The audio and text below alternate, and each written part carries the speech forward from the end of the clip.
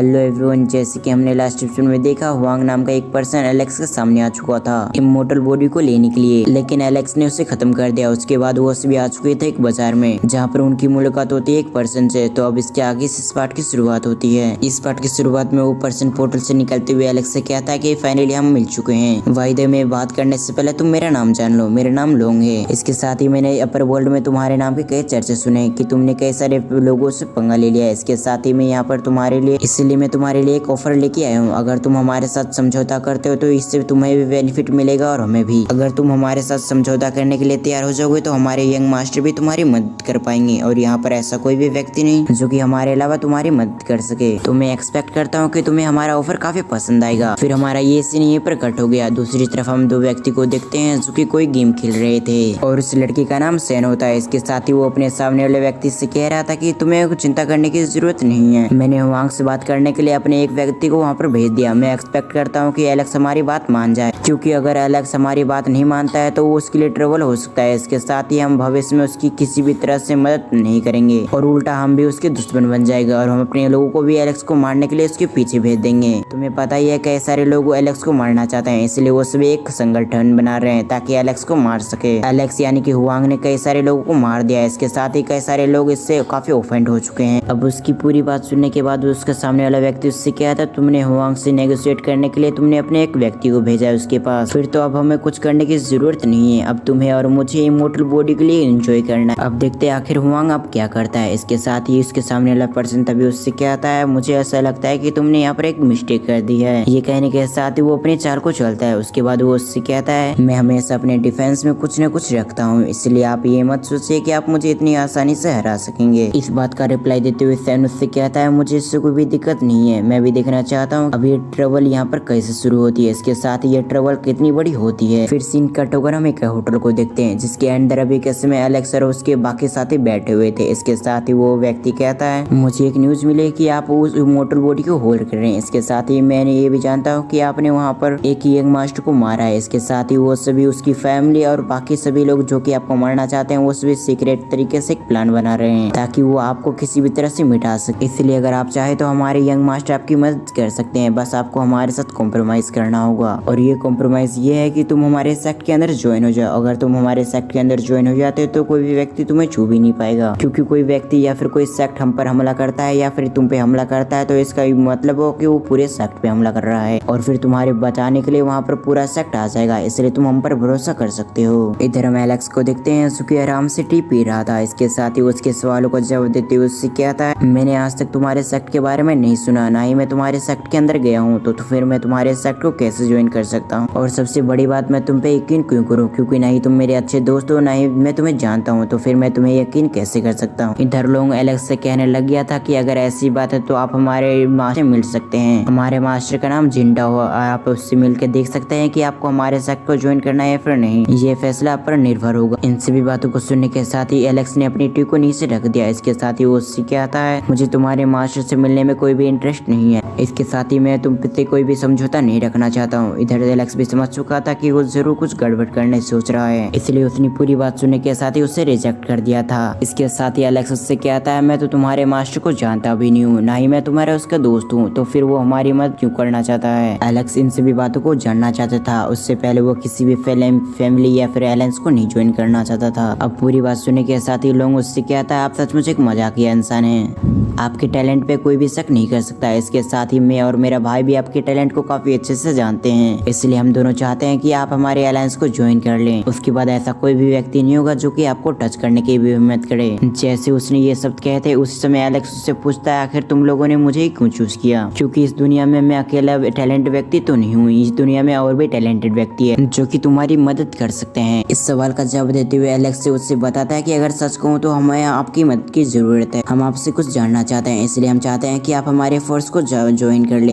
इसी तरह वो लोग कुछ समय तक बातें करते रहते हैं। जब वो व्यक्ति को लगता है कि एलेक्स उसकी बात नहीं मानेगा तो वो वहाँ से जाते हुए एलेक्स से कहता है, मैं अपने मास्टर को ये सभी बातें बताऊंगा। इसके साथ ही अगर आपको हमारे अलायंस ज्वाइन करना है तो आप हमें बता सकते हैं। ये कहने के साथ ही वो वहाँ से चला जाता है। लेकिन इधर किसी वजह से रेविटकर को काफी गुस्सा आ चुका था, इसलिए उससे कहते हैं, तुम वहीं पर रुको, तुम यहाँ से मत भागो। लेकिन जब वो नहीं रुकता तो उससे काफी गुस्सा आ चुका था, लेकिन अब वो कुछ भी नहीं कर सकती थी, इसलिए वो चुपचाप आकर अपने सीट पे बैठ जाती है। इधर हम सेकंड बॉडी को देखते हैं जो कि एलेक्स की तरफ देखते हुए उससे कहते हैं तुम इसके बारे में क्या सोच रहे हो, क्या तुम उसके बारे में उसके साथ मिलकर एलेक्स बनाना चाहते हो या फिर नहीं। इधर हम एलेक्स को देखते हैं जो कि अपनी मास्टर की बातों को याद करने लग गया था, जहाँ पर उन्होंने बताया था कि दो व्यक्ति ने आकर उसके पूरे सेक्ट को बर्बाद कर दिया। इसके साथ ही सुप्रीम डोजी इसके साथ ही पूरी तरह से नष्ट कर दिया गया। इन सभी बातों को याद करने के साथ ही एलेक्स अपनी आंखें को खोलता है। इसके साथ ही वो सभी से कहता है कि मेरा और मेरे टीचर का एक अच्छा रिलेशनशिप है, इसलिए मैं उससे दोस्ती करके मैं अपने टीचर को धोखेबाज नहीं बनना चाहता। फिर सीन कट होकर हम एक चट्टान के अंदर देखते हैं जहाँ से काफी मात्रा में एनर्जी निकल रही थी। इसके साथ ही हम एक ओल्ड मैन को देखते हैं जिसके कई सारे हैंड थे और वहाँ पर एक लाइन में कई सारे लोग मौजूद होते हैं। देखने में ऐसा लग रहा था कि ये नजर जैसे कि ये लोग वसूली कर रहे हो। तभी हम एलेक्स और एलेक्स के दोस्तों को देखते हैं जो कि कह रहे थे कि ये लोग इस पैलेस काफी खतरनाक है, इसके साथ ही एनसीएट ट्रेजर ढूंढना काफी मुश्किल होगा। अभी बात सुनने के साथ ही एलेक्स उसे कहता है कि मुझे यकीन है यहाँ पर हमें ट्रेजर जरूर मिलेगा, इसके लिए हमें गहराई में जाना होगा। तभी वहाँ पर कुछ लोग आने के साथ ही एलेक्स और एलेक्स के दोस्तों को धकेलने लगते हैं और साथ ही उनसे कहता है तुम सभी यहाँ पर निकल जाओ क्योंकि ये बच्चों वाली जगह नहीं है जहाँ पर बच्चों खेल सके। इस बात को सुनने के साथ ही रेवर्ट गुड को काफी गुस्सा आ चुका था, इसलिए उससे भी इसे कहते हैं क्या तुम सभी मरना चाहते हो जो कि हमारे से बदतमीजी कर रहे हो। दूसरी तरफ हम इन लोगों को देखते हैं जो कि रेवर्ट गुड को बातों को इग्नोर करने के साथ ही वो भी इसके अंदर चले जाते हैं क्योंकि रेवर्ट गर्ल्स की बातों को सुनने के साथ ही उससे कोई भी फर्क नहीं पड़ रहा था। लेकिन जैसे इन लोगों ने नीचे कदम रखा उस समय हम देखते हैं ये सभी एक एनर्जी की मदद से सभी जल कर राख हो जाते हैं। इस चीज को देखकर रेवर्ट गुड कहने लग गए थे कि मैंने तुमसे पहले ही कहा था तुम ऐसे हरकतें मत करो, लेकिन फिर भी भगवान ने आज तुम्हारे कर्मों के हिसाब से तुम्हारी सजा दे ही दिया। फिर सीन शिफ्ट होकर इधर में एलेक्स को देखते हैं जो कि किसी चीज को सोचने के साथ ही उसका माइंड कहीं टेलीपोर्ट हो गया था।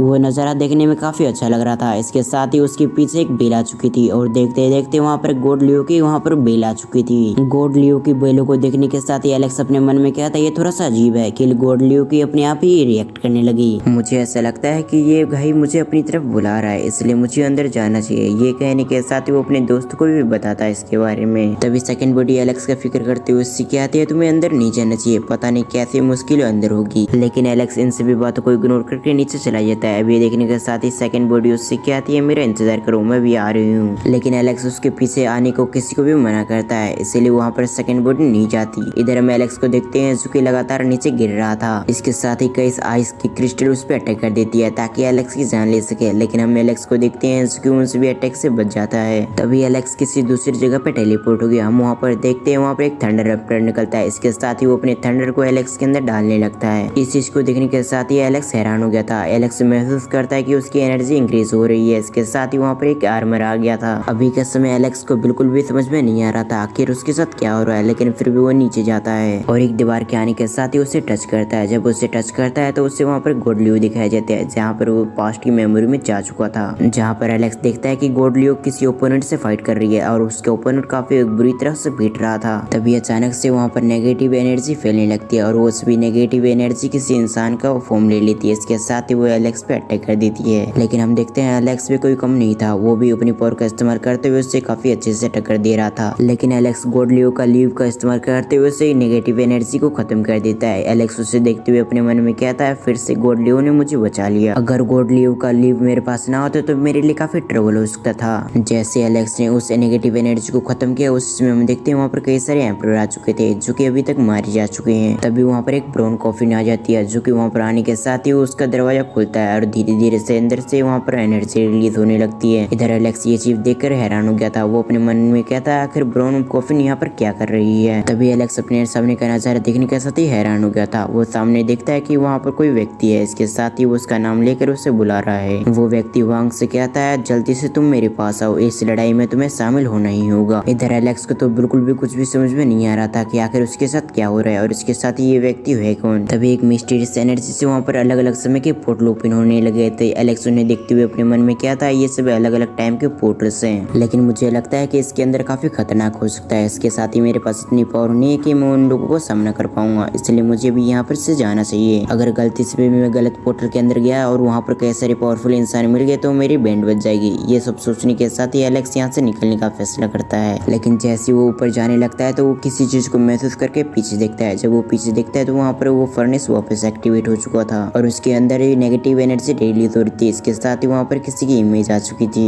एलेक्स को समझ में नहीं आ रहा था कि ये व्यक्ति है कौन, लेकिन फिर भी वो फैसला करता है कि वो अगली बार यहाँ पर जरूर है। सीन चेंज होकर हम इधर रेविट गर्ल को देखते हैं जूकी एलेक्स की फिक्र करते हुए उससे कहते हैं कि ऐसा नहीं हो सकता कि वो किसी मुसीबत में फंस गया हो, इसलिए हमें उसकी मदद करने के लिए जाना चाहिए। इस बात का जवाब देते हुए मोटी उससे कहता है कि एलेक्स कितनी सारे मुश्किलों का सामना कर रहा है, तो मुझे नहीं लगता कि वो किसी प्रॉब्लम में फंसा होगा। अभी ये बात सुनने के साथ ही रेवेटगढ़ उससे गुस्सा करते हुए उससे कहती है, तुम सीधा सीधा ये क्यों नहीं कहते तुम्हें नीचे जाने में डर लग रहा है। अभी ये सुनने के साथ ही मोटू उससे कहता है, मुझे बिल्कुल डर नहीं लग रहा। तब रेवेटगढ़ उससे कहती है, अगर तुम्हें डर नहीं लगता तो तुम एलेक्स को बचाने के लिए नीचे जाओ। अभी बात सुनने के साथ ही उससे कहता है, मैं बिल्कुल जा रहा हूँ।